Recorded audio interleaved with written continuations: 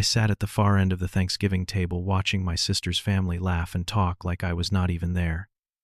10 years. It had been 10 years since I last saw Patricia, and when she finally invited me back, I thought maybe things would be different. Maybe we could be a family again. The wine glasses clinked, the chandelier sparkled, and for a moment everything felt warm. Then my 19-year-old niece Madison looked directly at me and said those words that changed everything. Before we dive into this story, let me know where you are watching from today. Drop your location in the comments below, and if you have ever felt like an outsider in your own family, hit that like button and subscribe to this channel. Trust me, you will want to see how this dinner ended. Because what my niece did not know, what none of them knew, was that I owned every single property they called home. Now let me take you back to the beginning. My name is Frederick, and I grew up in a small town in Ohio, the kind of place where everyone knew everyone, and dreams were measured by how far you could throw a football. My father worked at the steel mill and my mother waitressed at the local diner. We were not rich, but we had love, and back then that felt like enough. When I was 12 years old, my father died in an accident at the mill. A crane malfunction, they said. One moment he was there, and the next, he was gone. I still remember my mother's scream when the foreman came to our door. That sound has never left me. After that, everything changed. My mother took on 2 jobs just to keep food on the table. She worked the morning shift at the diner and cleaned offices at night. I barely saw her, but when I did, she always had the same tired smile and the same words of encouragement. My sister Patricia was 7 years older than me, and she was everything I was not.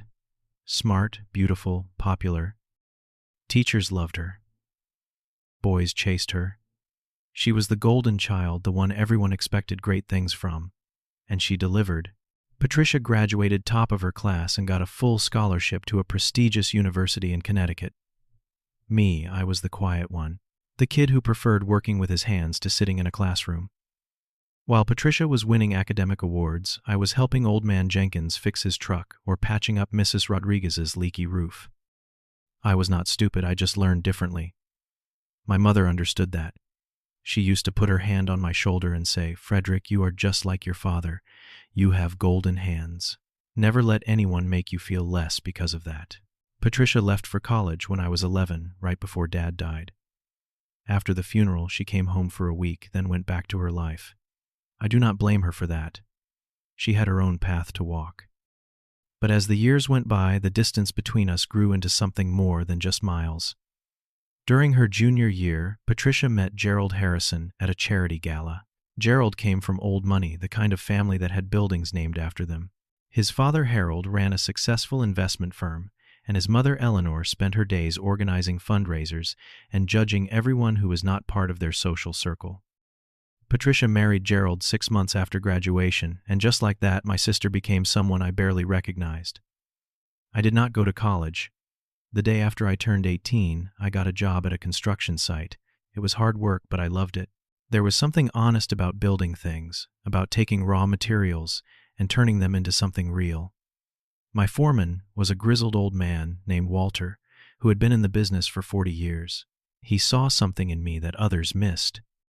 One evening, after a particularly long shift, Walter sat me down with a beer and said words that would change my life. "Frederick, you are a good worker. One of the best I have seen. But if you spend your whole life building houses for other people, you will die tired and broke. The real money is not in the labor. It is in the ownership. Buy the land. Own the buildings. Let other people pay you to live in what you create." I took his advice to heart. For the next 7 years, I saved every penny I could. I lived in a tiny apartment, drove a beat-up truck, and ate ramen noodles more times than I care to remember. When I was 25, my mother passed away from cancer. It was quick, almost merciful in its speed. 1 month she was complaining about a cough, and the next she was gone. Patricia came to the funeral. It was the first time I had seen her in nearly 3 years. She arrived in a black designer dress, Gerald by her side, looking uncomfortable and out of place in our modest hometown. We exchanged polite words, a brief hug, and then she was gone again. Back to her mansion in Connecticut. Back to her perfect life. 2 years later, I bought my first property. It was a rundown Victorian house that had been on the market for over a year. Everyone thought I was crazy. The place was practically falling apart with holes in the roof and mold in the basement. but I saw potential where others saw problems. I spent every weekend for 8 months renovating that house with my own two hands. When I finally sold it, I made double what I paid. That was the beginning. Over the next decade, I built a real estate empire that no one in my family knew about. I bought foreclosures, renovated them, and either sold them for profit or kept them as rentals. I expanded from Ohio to New York to Connecticut. I hired property managers and accountants. I created a holding company called Cornerstone Properties. By the time I was 35, I owned over 150 residential and commercial properties across 3 states. My net worth was in the 8 figures, but you would never know it by looking at me. I still wore jeans and flannel shirts. I still drove a Ford F-150 that was 10 years old. I still lived modestly in a renovated farmhouse that I had rebuilt myself. Why did I not tell anyone? At first, it was just habit. I had always been private about my finances. But as the years went by, I realized something. I wanted to know if my family would ever accept me for who I was, not for what I had. And, based on the way Patricia had distanced herself from me, based on the way she seemed almost embarrassed by my existence, I already knew the answer. Then, one November morning, my phone rang. It was Patricia. Her voice was stiff and formal, like she was reading from a script. "Frederick, Gerald, and I are hosting Thanksgiving this year. The children would like to meet their uncle. Would you be able to come?" I was stunned. After 10 years of silence, after being treated like a shameful secret, I was suddenly being invited back into the family. Part of me wanted to say no to protect myself from whatever new rejection awaited. But another part, the part that still remembered my mother's warm smile and my father's strong hands, that part said yes. I bought a bottle of expensive wine, a $200 Bordeaux, that I had been saving for a special occasion. I pressed my cleanest flannel shirt and drove 3 hours to Westport, Connecticut, with hope blooming foolishly in my chest. When I pulled up to the house, I had to suppress a smile. The address was familiar, because it was one of mine. I had purchased this property 2 years earlier, when it went into foreclosure. Gerald's investment firm had hit some rough patches, and he had been forced to sell several assets, including this house.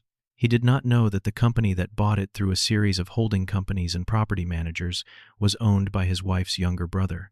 Gerald and Patricia were now my tenants, paying me $8,000 a month in rent. Patricia opened the door and looked me up and down with barely concealed disappointment. "Oh, Frederick. I was hoping you would dress a little more presentable." I handed her the wine. She glanced at the label, clearly not recognizing its value, and set it aside on a hallway table without a word of thanks.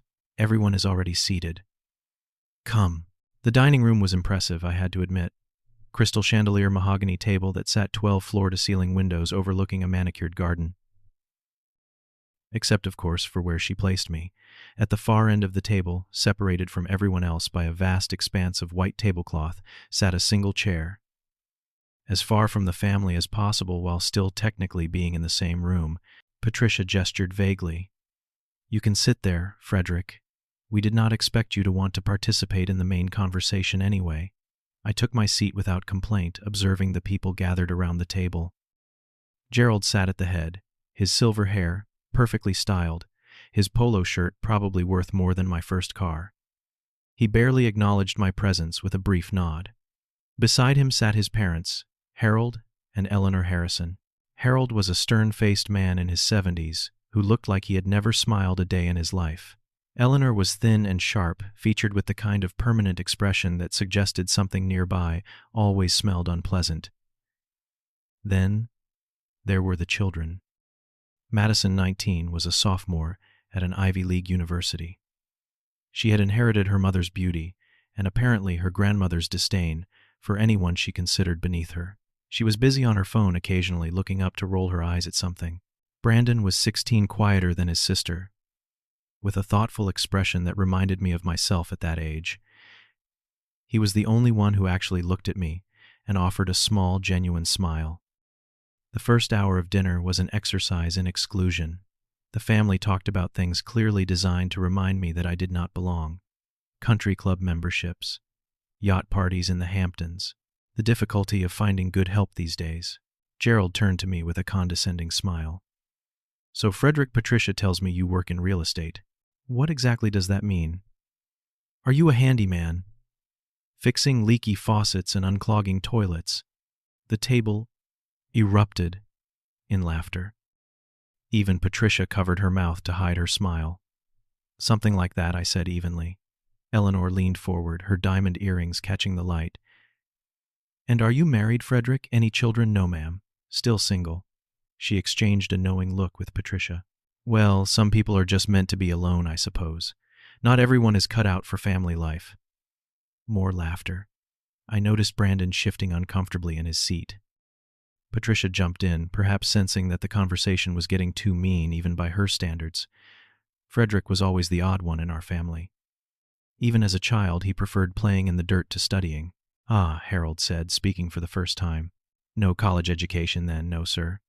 He nodded slowly, as if I had just confirmed a long-held suspicion. "Education separates the civilized from the, well, you know." Madison giggled. "Grandfather, you are so bad." I kept eating, kept my face neutral, kept reminding myself why I had come. Maybe things would get better. Maybe this was just their way of breaking the ice. Maybe they did not realize how cruel they were being. But things did not get better. They got worse. As the dinner progressed, Gerald launched into a long monologue about his business successes.